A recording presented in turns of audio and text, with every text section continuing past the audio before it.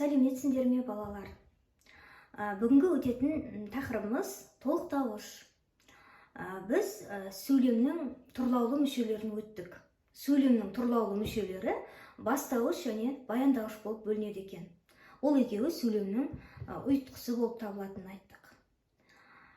Бастауыш сөйлемнің басында тұрады дедік.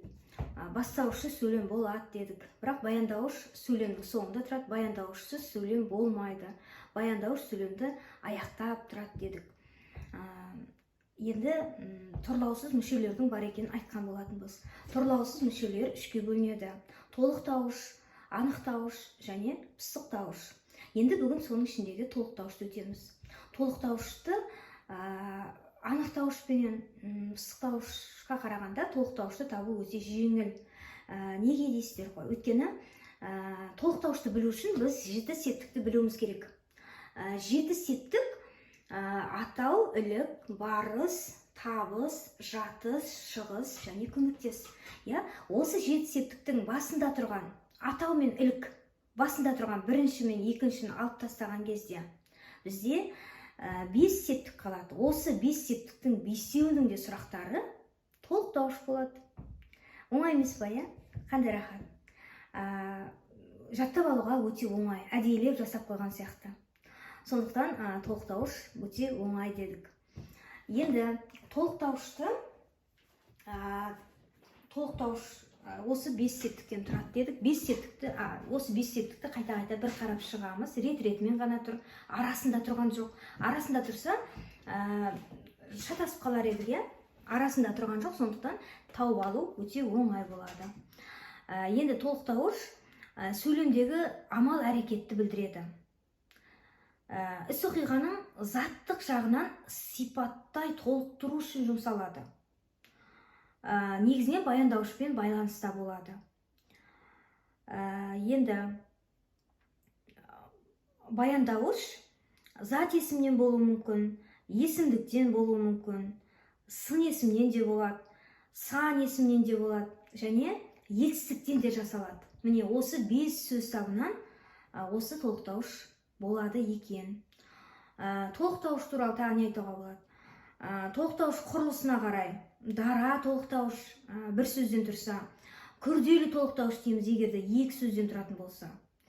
Болмаса 3 сөзден тұратын болса, үйірлі толықтауыш деп айтамыз. Енді мағынасы мен байланысу түріне қарай толықтауыш тура толықтауыш және жанама толықтауыш болып 2-ке бөлінеді екен. Енді тура толықтауыш деген ол табыс септігінде тұрып, кім не деген сұраққа жауап берсе, оны біз тура толықтауыш дейді екенбіз. Тек қана табыс септігінде тұрса, оны тура толықтауыш дейміз. Ал егерде барыс, жатыс, шығыс, көмектес септіктерінің бірінде тұрса, оны біз жанама толықтауыш дейді екенбіз. Енді оны қазір жазып қойған сөйлемді мен алдын ала жазып қойдым. Осы жазып қойған сөйлемді қазір талдау барысында қайсысы тура толықтауыш, қайсысы жанама толықтауыш екенін айтып өтемін. Егерде ұмытып кетпей қараймыз. Ол жылқының қара торысын сатып алды. Торы. Жылқының қара торысын сатып алды. Торысын. Қара торы.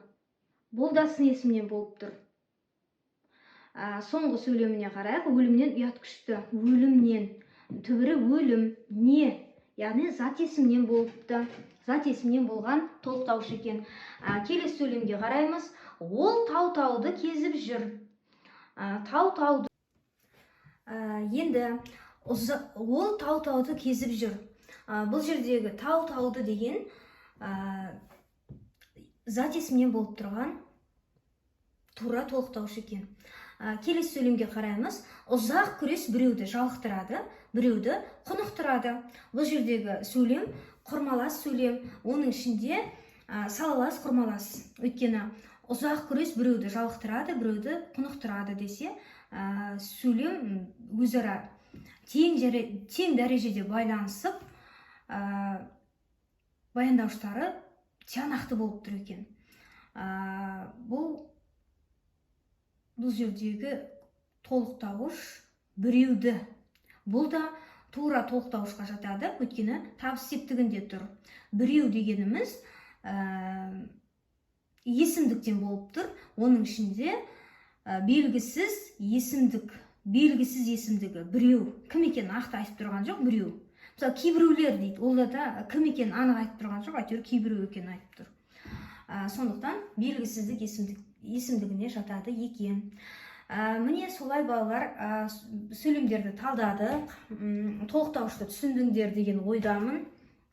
Енді толықтауыш онша қиын емес. Тура жанама дегенді табу да қиын емес. Тура болу үшін тап септігінде тұру керек. Ал жанама болу үшін ол барыс, шығыс, көмектес септіктерінде тұру керек. Қиын ештеңесі жоқ.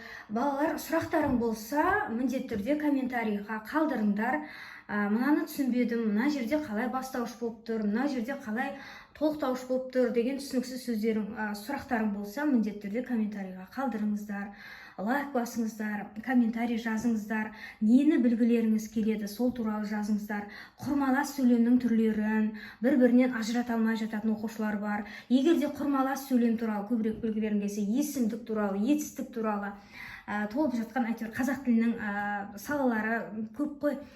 Тіпті ол осы синтаксиске байланысты болмаса да, морфологиялық талдауға байланысты болса да, фонетикалық талдауға, лексикалық талдауға байланысты сұрақтарыңыз болса да, қойсаңдар, сол туралы тақырыпта қозғап, мен сабақ түсіретін боламын. Құрметті оқушылар, зейіндерің ашылсын, көп ізденіңіздер. Көп оқыған ұятқа қалмайды. Көп оқыған адам жерде қалмайды. Егер де білімді болсақ, өзімізге жақсы. Мейлі қандай салада ертең қызмет жасайтын болсаңыздар, мейлі бизнес саласында болсын, мейлі білім саласында болсын, мейлі медицина саласында болсын, мейлі өнер саласында болсын, қай салада жүрмесеңіздер де қазақ тілінен грамматикалық, орфографикалық тұрғыдан сөйлемдерді түсініп, контексті дұрыс тұруына мән берулеріңізге бұл өте жақсы көмекші. Егер де қазақ тілін емін-еркін меңгерсеңдер, қатесіз жазатын болсаңдар, қатесіз өз ойларыңды айтатын болсаңдар, бұл сендердің сауаттылықтарыңды көрсететін бірден бір көрсеткіш. Сондықтан қазақ тіліне бей-жай қарамаңыздар. Қазақ тілі өте маңызды салалардың бірі. Қазақ тілін ары қарай дамыту ол сендердің қолдарыңда тұрған нәрсе. Сондықтан қазақ тіліне бей-жай қарамаңыздар дегім келеді. Жақсы, олай болса, сау болыңыздар деймін. Келесі сабақта кездескенше.